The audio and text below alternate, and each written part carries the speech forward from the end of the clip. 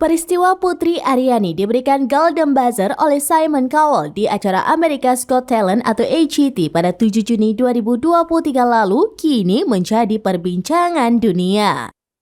Tidak hanya itu, aksi Simon Cowell memberikan Golden Buzzer ke Putri Aryani juga menuai pro dan kontra. Belakangan, Simon Cowell diminta mundur dari AGT oleh sebagian orang. Simon Cowell diminta tidak lagi menjadi juri ajang bergensi internasional tersebut. Alasan Simon Cowell dituntut mundur dari juri AGT pun terungkap. Dalam sorotan media asing Daily Mail, Simon Cowell diusulkan diganti karena dinilai terlalu lembek saat menjadi juri America's Got Talent 2023. Simon Cowell dinilai terlalu lembek dan sering memunculkan sikap belas kasihan pada para peserta AGT sehingga acara tersebut dinilai menjadi kurang greget. Sementara itu, Simon Cowell sendiri mengakui adanya perubahan terhadap dirinya, terutama setelah ia menjadi seorang ayah pada tahun 2014 lalu.